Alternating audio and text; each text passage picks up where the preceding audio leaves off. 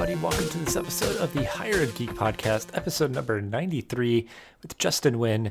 So this is a shorter but super fun and relevant episode, mostly focusing on maximizing LinkedIn, networking, and just really authentic career advice for students and higher ed professionals at large. Justin he's a fellow podcaster. It was really great to talk to. His show, Declassified College, kind of helps unlocking the cheat codes of, for students navigating college. So really great resource to share with students. So definitely go check it out, and very much appreciate Justin's time here. So after this brief message from our sponsor, this is episode number 93 with Justin Nguyen. This episode is sponsored by Degree.me, a one-stop college research tool for students. If you work for a college or university, you'll want to learn all about their ability to connect you with the right students at a budget-friendly price. To find out more, please visit degree.me/HEG. Well, I appreciate you making time for the show here, Justin. Really excited to talk with you, and always nice to have a fellow podcaster on. So, yeah, I guess if you want to just kick us off, as we always do, if you want to just introduce yourself really quick and just give a brief overview of your professional journey so far and how you got to be where you are today. Yeah, of course. So Justin Nguyen, I'm the founder of the Get Your Grind Up movement. And basically what we're trying to do with Get Your Grind Up is really share the cheat codes to success. So we have our own podcast called Declassified College, where we're sort of changing the game with podcasting a little bit, especially in the career space. We're moving away from long form interviews and more short form 5 to 10 minute podcast episodes that are really geared towards one specific topic. So those are sort of the two main things that I'm working on when it comes to like why I'm qualified to be talking about career stuff. I started creating content on LinkedIn when I was in college, and now I get about 200,000 views on my stuff every single month, and that's all geared towards career, how to find internships, etc. And then when I was in school, I actually got rejected from 50 plus internships, even with like a near 4.0 GPA and joining the clubs. And then I ended up graduating with 5 internship experiences. So I sort of mastered the way of learning the ins and outs of college. And I'm just here to sort of share all of that insights to any college students out there or any parents that are looking to share that insight to their students as well. Yeah, very cool. So I guess, we can dig a little bit deeper. I mean, it's obviously especially relevant in this interview. And sometimes just like kind of from my higher ed perspective, it's like a kind of a curiosity to hear about people's, their own college experience. But it really was like a kind of a launching pad for you to, go through the experience of, figuring everything out and wanting to kind of be generous and not kind of like hog all of the kind of expertise that you developed and everything, and talk with great people to keep keep sharing that relevant information, help others. So I guess if you want to like dig into that a little bit deeper, like, it's like some of the struggles, I guess, in terms of like getting those internships, or just like, if you did sort of, unlock something at a certain point that allowed you to like get where you wanted to go. Just share a little bit more about your college experience and how that's still kind of resonating with you today and the work that you're doing with the podcast and everything. Yeah, of course. So just a little bit like more background on sort of how I was brought up. Both of my parents are Vietnamese refugees. So I was sort of brought up very traditional of listen to your parents, what they say kind of goes. And what I was always told growing up was if you get good grades in school, you'll ultimately have a job. And I think a lot of people are told that. And as kids, we're told to like respect our parents. So we sort of believe that. So that's what I did. I went to college. I thought that having the 4.0, joining the student clubs, doing everything that I was quote unquote told to do to be successful. And then I kept on getting rejection letters. So I was like, why the heck am I struggling so hard to get an internship while the kid next to me has a 3.0 and he's interning at Goldman Sachs this summer? So I started to dive a little bit more, and I realized the reason that I wasn't getting even a chance to get these internships was my resume probably wasn't even getting read. And even though I was going to career services day after day, trying to get it critiqued the best way possible, the matter of the fact was I couldn't get a referral, or I didn't have someone to give me a referral. So once I learned that cheat code of if you get a referral, the chances of your resume actually getting seen just skyrocket. I think it's somewhere between like 50 or 60% chance that your resume gets seen with a referral. That's when I started to learn the game of networking and especially LinkedIn. So LinkedIn has been a huge platform for not just my career, but for numerous of others people that I've talked about when it comes to how to get those internships and job offers. So I guess we can kind of start there of LinkedIn. That's the platform you need to be on as a college student. Yeah, I mean, I've found recently for sure that uh, it just like content that I'm creating, and it's certainly, I guess, more professionally minded for other hired professionals, primarily, like you know. That it just gains so much more traction. I mean, there's so much noise in social media, in general. So I think, I don't know. I think, yeah, people like kind of like overlook LinkedIn, but it's really positioned itself if you use it in a really, purposeful, like forward-thinking way. You can really build your network and form really good connections and yeah, internship opportunities. So I think certainly good to for any higher ed professional out there, like trying to help kind of model the way or, be knowledgeable about it so they can support your students with it. So, yeah, I mean, I guess with that, I mean, that obviously is, like you said, like a huge part of your college experience. Like, did you have to kind of figure it out on your own? And I guess kind of speaking to that and maybe like an anecdote of like, a meaningful connection that you got from it of just sort of how that kind of came to be. Yeah, so it was kind of crazy how LinkedIn all sort of started. I think many students when they're in college, they're told you need to be on LinkedIn. This is a great platform, but not many people actually go out of their way to explain how to use it. And that's sort of the differentiating. The same way with networking, right? Everyone says you need to network, but not many people tell you how to actually network. So Mhm. with LinkedIn, I was essentially on my own. I knew I needed to be on there, but I was just testing things here and there. And I didn't even know that content was even on the platform. I just thought it was a professional Facebook because that's what everyone always said. So I got onto the platform, noticed that people were creating videos and writing content, and I started to pay attention to it. And I tested some things, and I was getting like 1 or 2 likes or something like that, and it was terrible. And then all of a sudden, I saw that people would tag these quote unquote influencers on the platform, and those posts tended to do really well. So I started to reach out to quote unquote influencers on LinkedIn, the Quentin alums of the world, the Shea Rowbottoms, etc. And I would hop on phone calls with them and just try to understand what they were doing differently compared to me and get their tips and tricks. And then I saw a post that went viral about how people hated the spam sales messages on LinkedIn. And I created a piece of content around there and I tagged a bunch of influencers at the bottom. And at this point, I maybe had like 200 or 300 connections. And that post went viral for me. I remember I was sitting in my economics class right next to my friend and it got 10,000 views, then 20,000. Then the next 30 minutes passed by and it's at like 40,000. I'm like, what the heck is even going on right Mhm. now? And I'm like tapping my friend on the shoulder and we're just so confused. So that's what really got me into the content creation space on LinkedIn. And I haven't really left it since. And it's been fun to really get to know people and interact. And you don't necessarily need to go viral to build up a large network. I actually tell students that the content that you create is super important when you're reaching out to individuals that of like jobs that you want to get into, because you can use that content to showcase your skills that you actually have compared to just a resume, which a lot of people lie on. But if you have tangible, like if you have tangible assets to show and you create that content on LinkedIn and it gets in front of the right person, that's sort of your credibility. And that takes a lot of risk away from the recruiter, the hiring manager, or whoever may be that's looking at your stuff. Well, even then too, I mean, just obviously like with any social media, like just that opportunity to like, you see something somebody else posts, you're commenting, you're sort of like, and just like that engagement part of it too, I feel like is so valuable. But yeah, you're kind of like showing your work and, featuring yourself a little bit more dynamically than, just your resume or, which essentially your LinkedIn page is your resume, but then you can get, endorsements and recommendations on there, so there's so many features on there that I think can be so valuable and allow yourself to be able to be featured in a more deep and dynamic way than just your typical kind of templated resume. So Yeah, I mean, because like I think LinkedIn's a perfect platform. Again, I'll speak from like the student perspective, because let's say someone wanted to work at Microsoft, right? And then they found someone that worked as a software engineer at Microsoft and then cyber stalked them all the way to following them on Instagram. That would be really weird, right? Um, mhm. and if you try to send that person a DM, they probably would be like, "Why the heck is this 18-year-old college kid messaging me?"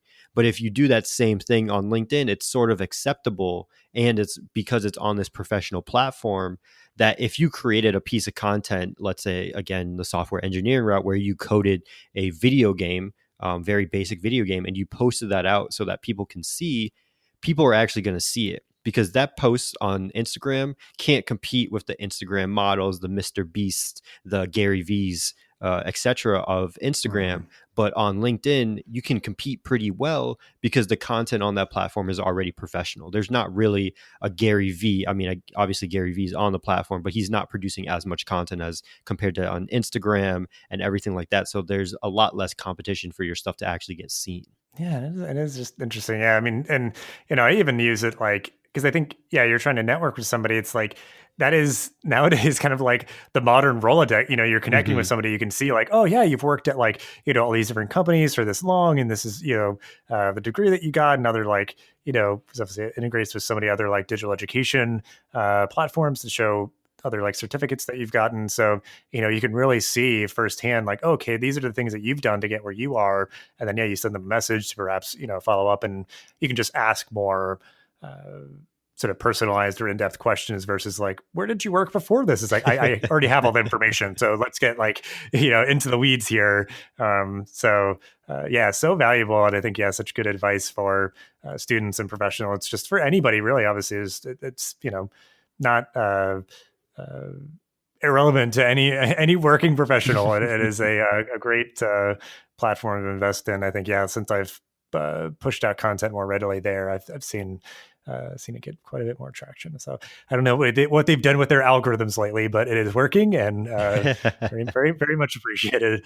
So I guess like kind of final note on that, I guess like just what's been like, I guess most enjoyable, like you've obviously just kind of hit on something here to, be creating content or just engaging on LinkedIn, more readily. So I don't know if it's something that you have done before in different ways of like creating original stuff and anything like that. I guess just like, is it like sort of striking on a creative itch or something like that of just like what's been really enjoyable just about this since you've kind of been going all in on it a lot recently? Yeah, I mean, I think the most enjoyable thing for me has been just getting the feedback from students of like, oh my God, this helped me so much. Or people, especially with the podcast, are like, man, I wish I listened to this earlier, or I wish I had this earlier on in my college career. And that's what we're trying to do. We're trying to target more freshmen and sophomores. But that's sort of the beauty of creating content, because if I never put that out there, no one would have ever heard that, and no one would have ever been able to tell me that. And I think that's sort of the most important thing to me, of being able to actually see the results that I'm putting out there, like people commenting on my posts, people sending me DMs. That's what is so great about content creation. Yeah, absolutely. And I think too, like it's one of those things that I think sometimes people are like demotivated to like even try to like put stuff out there. And sometimes, I mean, you don't always have to like create something original if you're just resharing, an article with commentary or just, relevant information for, again, you keep using the example, I guess, just to keep with the consistent metaphor or whatever, software engineering, if you're sort of like helping to kind of, share out relevant information, you don't have to be like, well, like, I got to, code something unique or create something new, or write something on my blog. It's just like, no, I mean, there's just a value in sort of like keeping your page active, showing that you are keeping up with current events and those sort of things. But, and then it's just, there's a beauty in sort of being on these platforms and active, like there's kind of room for many people to be at the table and having these conversations and putting out content versus, I don't know, thinking that's like, well, people are already doing this, so why should I do it or something? You can really like, get yourself out there and distinguish yourself in the way that you want, like whatever the way that is. So, and it's always just great to hear. Yeah, great to hear from the audience too. Definitely. I mean, I would just add like one little thing to that point, right? A lot of people think, "Oh my God, I'm creating content. Who's going to see it?" There's so many people out there creating content, right? But especially on LinkedIn, I believe the stat a year ago, so maybe it's gone up a little bit, but how much percent do you think out of all of like 700 million users of LinkedIn, what percentage do you think create content on a monthly basis? I'll just go with like 25%, maybe like a quarter of people. 1%. Wow. Okay. Yeah. So like it seems like people are creating content because if you think about it, like, right, you're just scrolling down and you're just seeing post after post after post. But when you actually dig into it, there's not that many people creating content. So that's why there's still that ability to be seen on that platform. And then out of that 1%, only about 1% create video content. So that's why if you can figure out a way to leverage content, again, it doesn't have to be anything amazing, but just putting it out there and then being able to tag people that are in hiring positions or sending it in via DMs to someone who is in a hiring position and say, hey, I worked on this software, I worked on this coding project. I would love for you to see it and give me any feedback that you have. I'm looking to work with Netflix later on in my career and would love to just learn what I can do now to position myself better. Like you can do that on LinkedIn, but that's something that a lot of people won't tell you to do. Mm-hmm. Yeah. Well, and that's good framing. Yeah. I mean, just encouraging people to put themselves out there. It's like, you are already setting yourself apart from like the vast majority of people who do nothing on LinkedIn. Um, then yeah, I mean, if you're doing videos, because I know for me, like there's certain tools, and this kind of segues to a little bit of my next question of like, there's like for my podcast, you can like create basically like a video audio clip of your podcast, and it has like the waveforms, and it's just like, you're sort of teasing out a piece of the podcast through that, but that is featured through the social media platforms as a video. So it's just like going to hit on something different than, my typical posts that are just like sharing out an article or a picture or something. So, you're kind of diversifying there, which is sort of getting a little bit next level, maybe for some people who aren't even active on the platforms at all. It's like certainly just trying to start getting active, and then like you can kind of start building upon it with even, different sort of, mediums. But so I guess, with stuff like that, I guess, like with your podcast and just like creating content and putting yourself out there, like what are things that you are geeking out about, if it is, tools, platforms, or just hobbies or anything like that? Like, yeah, like what's grabbing your attention lately? Yeah, I mean, right now we're hyper focused on how can we scale our podcast growth, because I'm sure like having a podcast, it's really tough to get seen because there's no real algorithm behind it, right? You have a few top Mhm. charts, but other than that, there's no real recommendation side. Apple has a little bit of it, but it's kind of tucked at the bottom of the playlist and everything. So we've been trying to see how can we leverage other platforms, and obviously LinkedIn has been the base of everything, but we're looking to expand into other ones. So right now we're looking into possibly going into YouTube as well as TikTok. TikTok is the most viral platform that there is right now. The algorithm is amazing, but it's just figuring out how do we make career education quote unquote sexy to compete with everything else that's on TikTok. So that's what we're going through right now, and we're still in sort of that ideation phase. But who knows? Maybe you'll see Declassified College on TikTok soon. Yeah, yeah. Well, yeah, and that's almost like the idea of like geeking out about something like a fun challenge like that, kind of just like putting yourself to task of just like, yeah, how can we like figure that out? Because I think people are, yeah, they're playing with it to, not just have it. I think everything is done in that, sort of fun and very engaging way, but like it can be educational. It can be, I don't know, just having other expressed purposes than just fun for its own sake, which is fine. But it is, I think, starting to sort of change in that way where I'm not on the platform a lot. My wife loves it. So I'm like curious, like I'd be curious to see if, as more people use it and more people create content on it, like the different, I don't know, different avenues they go. Yeah, it's a super unique platform, right? Because you only have up to a minute, but most videos are 7 to 15 seconds long. So it's how can you convey your message that's so long, especially at careers, right? But in a very bite-sized, content-oriented place. There's a few career content creators out there. Madeline Mann and JT O'Donnell are probably the two biggest ones on TikTok. I'm not sure if you've heard of them before, but they're probably the two ones that I've seen consistently pop up on that platform. But other than that, there's not much. So there's a space that needs to be filled, and I'm not sure who's going to fill it. Hopefully it's us. We'll see. But maybe you'll see Declassified College on your For You page soon. Who knows? On that of like, you've kind of, I appreciate it, sort of name dropped a few people, I guess, you're watching and all that. So, anything else, just, I mean, like resources in general, or like the stuff that you're consuming, anything that you are reading, watching, listening to that you'd want to kind of give a tip of the hat to? Yeah, I mean, I think the most interesting podcast that I've listened to is Business Wars. I'm not sure if you've ever heard of it, but Mm-hmm. it's Mm-hmm. basic. So it's like it's so interesting to me because they're the stories that you've never really dove into, right? You know that Nike fought Adidas, but you don't really know the stories of how the strategy and the business strategy sort of played out.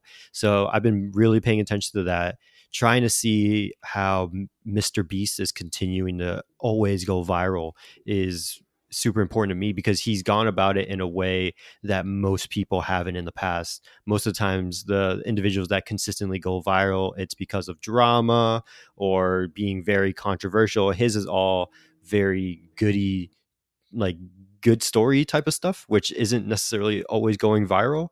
So that's been super interesting for me to watch and see how can I take what he's done and put it into some of our content that we're doing too. But other than that, I mean, on the non-businessy space, been loving playing Xbox lately. It's been such a great release, especially with working from home. It's very hard to sort of differentiate when to work and when not to work, and turning on the Mm-hmm. Xbox is a great way to sort of release everything and not have to worry about business or the podcast or anything like that. So that's been my main source of getting away from just working. Yeah, yeah, and in a recent episode, I just actually recorded on the same day as this one, but anybody listening in order, it'll probably come out like a week ago. So time is weird, but we were talking about kind of escaping into like dystopic stuff because like I have Last of Us Part Two, a video game like Mm. waiting for me, and because like been a video gamer my entire life, and that I'm like excited to escape into this dystopic video game or whatever. It's just like it's just so weird. Like it's actually not that much of an escape because like everything's so chaotic right now.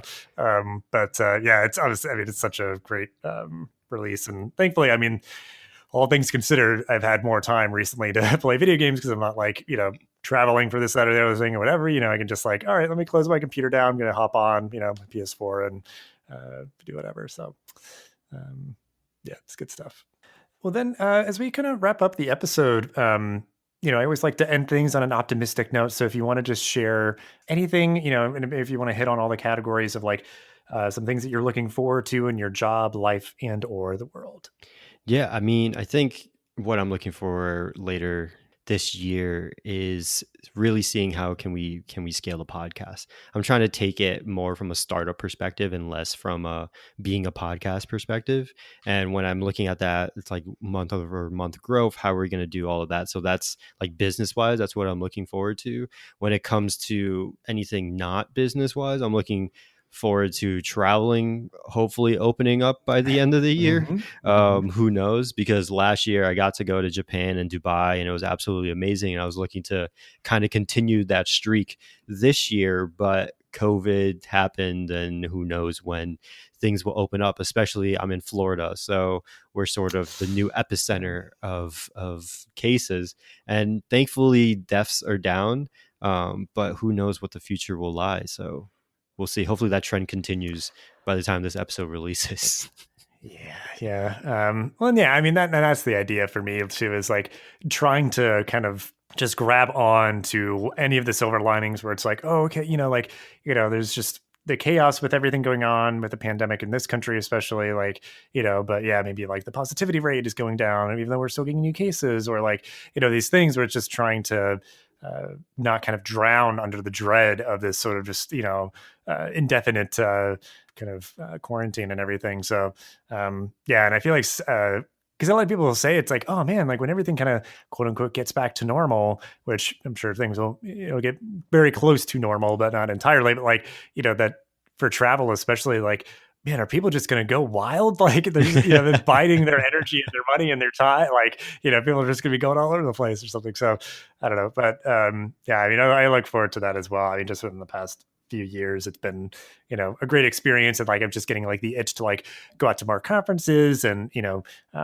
take trips with my wife or, visit friends and family and all that. So don't want to, entirely lose that momentum. Cause I know just for that idea, it's probably the heaviest lift of the efforts that anyone can take for like networking and that sort of thing. And for me, like growing the podcast or whatever, but like, I've been excited to try to get out to more conferences to build my network and all those sort of things. So I do look forward to being able to do it in person, since I work remotely anyway. So it's like, we're like, oh, you could just do the conference virtually. So it's like, no, I'd like to travel for it. I want to get out of, my sort of routine and not just be like, oh, I'm technically at a conference. I'm still sitting at my desk, So for me, the most valuable part is meeting people in person. Yeah. I mean, it's just not the same, right? Conferences over virtual are just weird. Uh, it's sort of like a podcast, but at least a podcast, that you're having a conversation with the other person, and then it sort of ends after that conversation. And obviously you'll talk through email and for us Slack and stuff. But with networking events, it's so weird because you're there to hear someone talk, but they can't really see your reaction, so they can't necessarily change how they're talking to how you're reacting, which a lot of the best speakers do. And then from the networking aspect, you can't really do the same either. It's this super weird sort of forced environment because you have to go into these little side rooms to do your networking, and it's not the same as just meeting someone who just happens to be sitting at the coffee shop grabbing a cup of coffee that's just standing in line with you. So from the conference side, I'm super excited for whenever it does open back up. Who knows when that will be, but man, it's gonna be a journey, and this will be definitely a time to remember for the rest of our lives. That's for sure. Yeah. And I guess it's the two sides of the coin. It can either sort of bemoan where we are now, or just kind of look forward to where we can be and the potential and all that. Cause I think, I don't know, I'm sure there's going to be a lot of good positive changes from all this, and the fact that this too shall pass eventually, and just looking forward to whenever that might be, and looking forward to being together in community with people in person in the near future. So I think that is a good place to wrap things up, and we'll have ways to connect with you and things that we mentioned in the show notes. But thank you so much for hanging out and just chatting about this. I feel like it's just such a good kind of focused and simple way to help encourage higher ed professionals to help themselves and help their students to distinguish themselves professionally. So I appreciate you sharing your story, and just thanks so much for your time. No, thank you for having me, man. It was a pleasure. It's always great to be on the other side of the mic when it comes to podcasts and stuff. So it's always a pleasure. Thanks for listening to this episode of the podcast. Make sure to rate, review, and subscribe so you never miss an episode. Thanks again for listening, and we'll see you in the next episode of the Higher Ed Geek podcast.